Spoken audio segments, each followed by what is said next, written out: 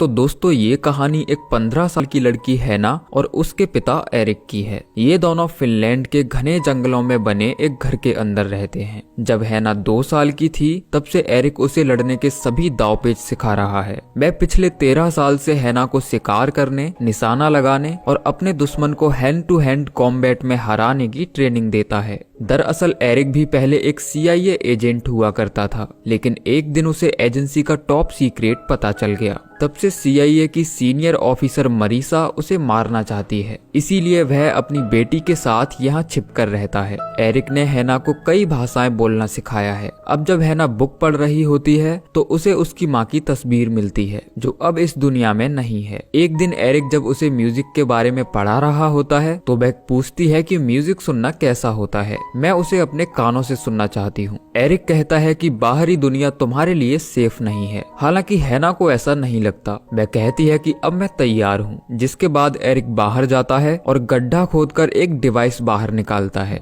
और कहता है कि बटन दबाते ही CIA को पता चल जाएगा कि हम कहाँ हैं, लेकिन स्विच दबाते ही पीछे हटने के सभी रास्ते तुम्हारे लिए बंद हो जाएंगे। फिर हर हाल में तुम्हें मरीसा को मारना होगा, वरना वह तुम्हें मार देगी। लेकिन हैना बिना डरे उस स्विच को दबा देती है और ऐसा करते ही CIA को उनकी लोकेशन का पता चल जाता है। अब मरीसा सभी लोगों की मीटिंग बुलाती है, जिनमें से कुछ ऑफिसर्स का कहना था कि ये केस इंटरपोल को हैंडल करना चाहिए। मरीसा उन्हें बताती है कि एरिक एक बहुत ही खतरनाक और काबिल एजेंट है। मैंने उसके साथ काम किया है, इसीलिए हमें ही उसे पकड़ना चाहिए। जिसके बाद उन्हें पकड़ने के लिए स्पेशल फोर्स को भेज दिया जाता है। वहीं एरिक अपनी बेटी से कहता है कि मैंने जैसा बताया है ठीक वैसा ही करना। अब हम बर्लिन में मिलेंगे। इतना कहकर वह यहाँ से चला जाता है। तभी यहाँ फोर्स आकर घर को चारों तरफ से घेर लेती है। फिर 2 सोल्जर्स अंदर जाते हैं, जिन्हें हैना बेहोश कर देती है, लेकिन बाकी सोल्जर्स द्वारा उसे पकड़ लिया जाता है। अब अगले सीन में हम देखते हैं कि हैना एक सेल के अंदर बंद है। तभी एक ऑफिसर उसके साथ इंटेरोगेट करने आता है, लेकिन हैना कहती है कि मुझे सिर्फ मरीसा से बात करनी है। जिसके बाद मरीसा खुद न जाकर दूसरे एजेंट को अंदर भेजती है। वह एजेंट हैना से कहती है कि मैं ही मरीसा हूँ। अब हैना उस एजेंट से कई सवाल पूछती है ताकि वह पक्का कर सके कि यही मरीसा है, लेकिन इस एजेंट के कान में माइक्रोफोन लगा था, जिसके जरिए असली मरीसा हैना के सभी सवालों के जवाब दे रही थी। तभी हैना अचानक उस एजेंट से लिपटकर रोने लगती है। ऐसा करते ही एजेंट्स को खतरा महसूस होता है और वे उसे बेहोश करने के लिए अंदर आते हैं, लेकिन हैना उस एजेंट को मार देती है और गन छीनकर बाकी सोल्जर्स को भी शूट कर देती है। ये देखकर मरीसा शॉक्ड हो जाती है, लेकिन हैना सिक्योरिटी कैमरास को तोड़कर यहाँ से भाग जाती है। वहीं कुछ साइंटिस्ट जो हैना के DNA को टेस्ट कर रहे थे, उन्हें उसके DNA में कुछ गड़बड़ नजर आती है। उधर हैना भागते हुए लैब तक पहुंचती है और जाते जाते यहाँ से अपनी मेडिकल रिपोर्ट भी साथ ले जाती है। वहीं कुछ सोल्जर्स उसे पकड़ने के लिए पीछे आते हैं, लेकिन वह एक टनल के जरिए ऊपर चढ़ जाती है और यहाँ से बाहर निकलकर देखती है कि उसके आसपास पथरीली जमीन है। तभी कुछ कार्स उसके ऊपर से गुजरती हैं, जिनके नीचे छिपकर वह यहाँ से भाग जाती है। अब वह इस बीहड़ में अकेले ही आगे बढ़ती है। तभी उसकी मुलाकात सोफी और माइल्स से होती है, जो अपने पेरेंट्स के साथ यहाँ घूमने आए हैं। सोफी उसे अपनी वैन में लिफ्ट देने के लिए कहती है, लेकिन हैना को पैदल चलना ही सेफ लगता है।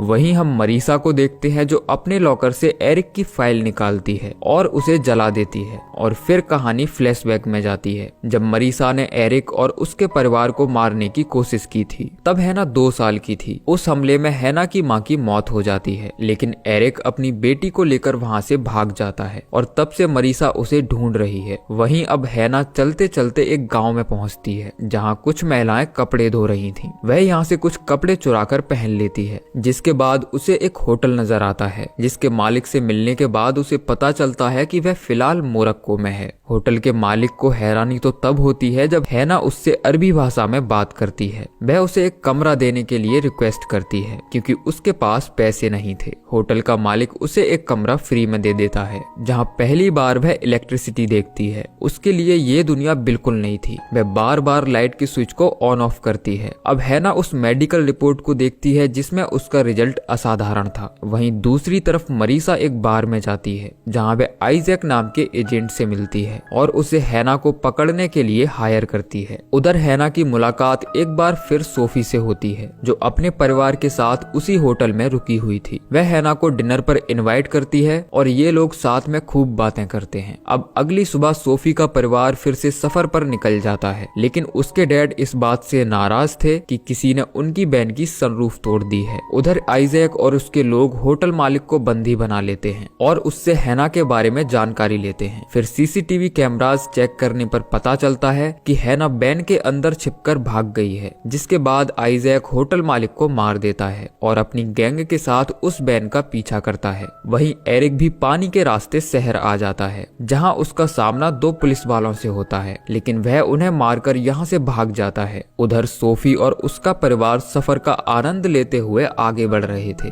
जिन्हें हैना भी छिपकर देख रही थी। तभी माइल्स उसे देख लेता है, लेकिन वह उसके बारे में किसी को नहीं बताता। अब बैन के रुकते ही हैना बाहर भागती है, लेकिन सोफी उसे देख लेती है। वह हैना को भागने के बजाय अपने साथ रुकने के लिए कहती है, जिसके बाद इन दोनों के बीच दोस्ती हो जाती है और हैना सोफी को बता देती है कि वह अपने डैड से मिलने वर्लिन जा रही है। अब सोफी एक लड़के से हैना की दोस्ती करवाती है और ये लोग साथ में बाइक पर घूमने जाते हैं। जब वह लड़का हैना को किस करने की कोशिश करता है तो वह उसे नानी याद दिला देती है। उधर आइजैक और उसके लोग हैना को टेंट्स में ढूंढ रहे होते हैं, लेकिन वह यहाँ नहीं होती। वहीं मरीसा एरिक को ढूंढते हुए हैना की नानी के घर जाती है और जब वह उसे वहाँ नहीं मिलता तो उस बूढ़ी औरत को गोली मार देती है। अब अगली सुबह सोफी का परिवार फिर से ट्रिप पर निकल जाता है, जिसे देखते ही आइजैक और उसके लोग बैन का पीछा करने लगते हैं। वहीं एरिक को दिखाया जाता है, जो अपनी बेटी से मिलने वर्लिन शहर पहुंचता है। तभी वह नोटिस करता है कि कुछ लोग उसका पीछा कर रहे हैं। इसी दौरान उनके बीच फाइट शुरू हो जाती है और एरिक उन सभी गार्ड्स को मार गिराता है। फिर उसे वॉकी टॉकी से पता चलता है कि ये आदमी मरीसा के थे, यानी कि वह अभी भी जिंदा है।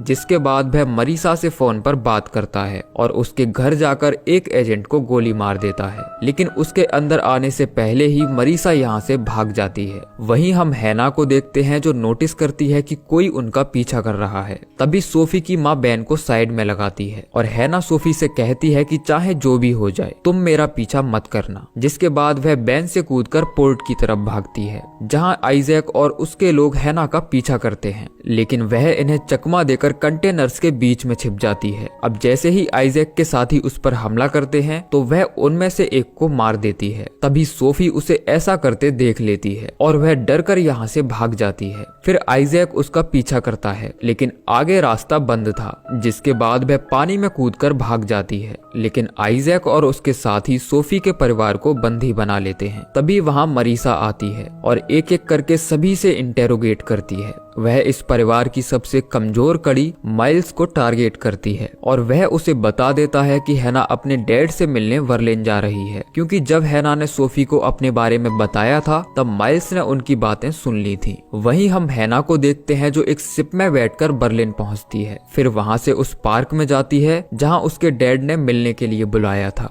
यहाँ उसकी मुलाकात सर्कस में काम करने वाले मैजिशियन नेफलर से होती है, जो एरिक का दोस्त है। मैं जानता था कि हैना यहाँ आने वाली है। नेफलर उसे एक लेटर और पासपोर्ट देता है, जिसके पीछे एक एड्रेस लिखा था। फिर इन दोनों के बीच बातें होने लगती हैं। तभी हैना नेफलर से अपनी माँ के बारे में पूछती है। वह बताता है कि मैं तुम्हारी माँ को जानता था, वह एक शानदार गायिका थी। फिर नेफलर एक गाना प्ले करके डांस करने लगता है और यहाँ पहली बार हैना म्यूजिक सुनती है। इसी बीच मरीसा और उसके लोग हैना को ढूंढते हुए इस जगह आ जाते हैं। जैसे ही नेफलर उन्हें देखता है तो वह हैना को ऊपर वाली छत पर बेड के नीचे छिपा देता है। ये लोग आते ही नेफलर को पीटना शुरू कर देते हैं और पूछते हैं कि बताओ एरिक कहाँ है, लेकिन वह इन्हें कुछ नहीं बताता। जिसके बाद मरीसा उसे ढूंढते हुए ऊपर जाती है। तभी आइजैक बताता है कि नेफलर उस सीक्रेट प्रोग्राम के बारे में जानता था। सभी को यही लगता है कि एरिक ही हैना का पिता है। हैना भी उनकी बातें सुन रही होती है। अब उनके जाने के बाद वह घर के पीछे वाले दरवाजे से बाहर भागती है।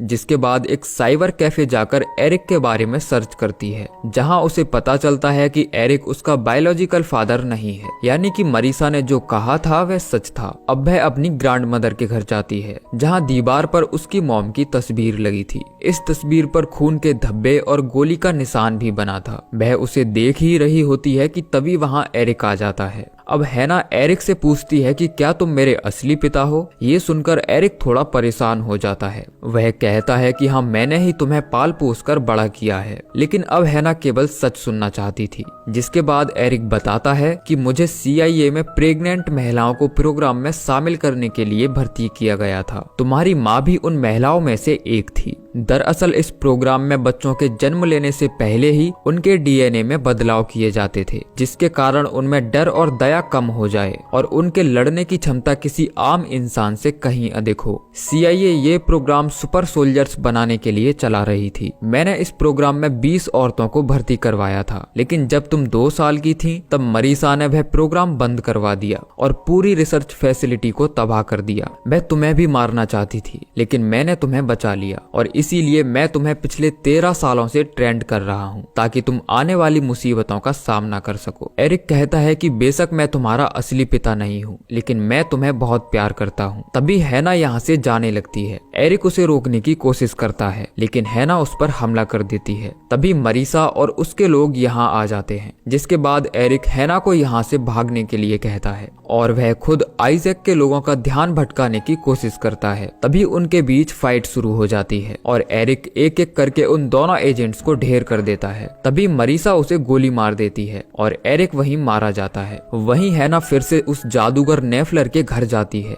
और देखती है कि वह छत से उल्टा लटका हुआ है और उसकी मौत हो चुकी है। तभी मरीसा भी उसे ढूंढते हुए यहाँ आ जाती है, लेकिन हैना के पास अपने बचाव के लिए कोई हथियार नहीं था। जिसके बाद वह नेफलर की बॉडी से एक तीर निकालती है, जिसे लेकर वह यहाँ से बाहर भागती है। लेकिन मरीसा सामने से उसका रास्ता रोक लेती है। वह कहती है कि मैं तुम्हारी मदद करना चाहती हूँ। हैना कहती है कि अब सब खत्म हो चुका है, मैं किसी को चोट पहुंचाना नहीं चाहती। जिसके बाद वह यहाँ से जाने लगती है। तभी अचानक दोनों तरफ से हमला होता है, जिसमें मरीसा तीर लगने से जख्मी हो जाती है और हैना को भी गोली लगती है। लेकिन हैना फिर से उठ खड़ी होती है और मरीसा का पीछा करते हुए ऊपर चढ़ती है। तभी मरीसा फिसलकर नीचे गिर जाती है और उसके हाथ से गन छूट जाती है। फिर हैना गन को उठाकर उसके पास आती है और कहती है कि निशाना फिर से दिल पर नहीं लगा। जिसके बाद वह उसे शूट कर देती है और इसी के साथ ये फिल्म एंड होती है। तो दोस्तों, ये थी कहानी हैना मूवी की, जो जरूर आपको पसंद आई होगी। बाकी आप नीचे कमेंट करके जरूर बताइए कि ये कहानी आपको कैसी लगी। मिलते हैं अगली वीडियो में, तब तक के लिए जय श्री कृष्णा।